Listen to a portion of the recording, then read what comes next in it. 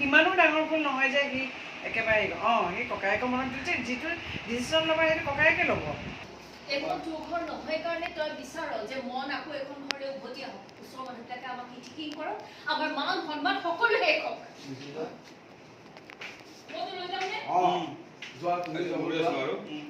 এইখন ঘৰৰ মান সন্মান শেষ কৰা ল'ৰাৰ ইয়াত কোনো স্থান নাই।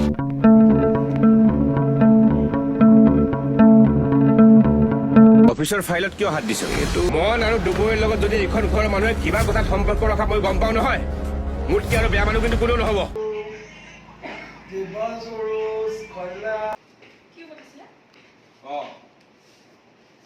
এই ফাইলটো ৰাখি থোৱাচোন। মনৰ ডকুমেণ্টৰ ফাইল। মই থকালৈকে এইখন ঘৰত সেইটো হ'বলৈ নিদিওঁ। তোৰ কাম হৈছে মাৰ বেগ অনা নিয়া কৰা। তাতে সীমাবদ্ধ থাক। অফিচলৈ যাম তাতে সীমাবদ্ধ থাক। ঘৰুৱা কথাত মাত নামাত। থাকিব পাৰে। সেইখনত থৈ দিয়া যা এইটালৈ যা এইটা কাম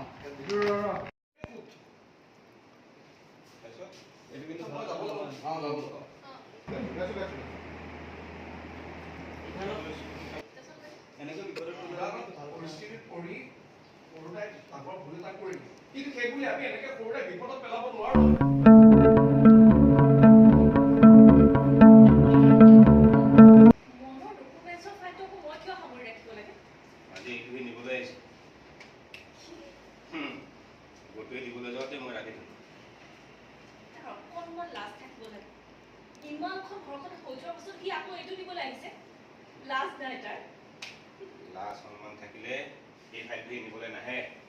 আজি এই ফাইলটো নিবলৈ আহিছে, কাইলৈ পহিলে টকা শেষ হ'ব, সেইটো এইখন ঘৰত বিচাৰি আহিবহি নাহে।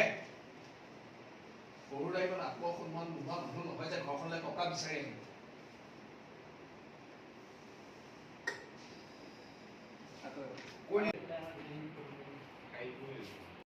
ভায়েকৰ নিচিনা ল'ৰাটো এনেকুৱা কৰিব নালাগিছিলে।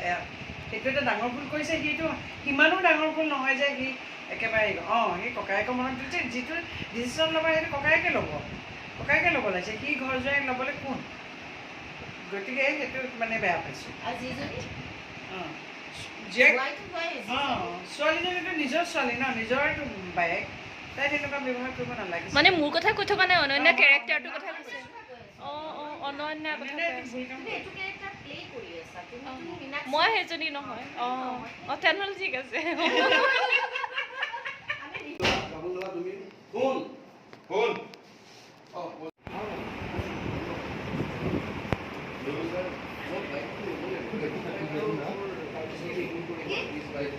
তুমি নিহিলিবা, তোমাৰ শ্বেডো আছে দেখিছা, তুমি গুচি দিয়া।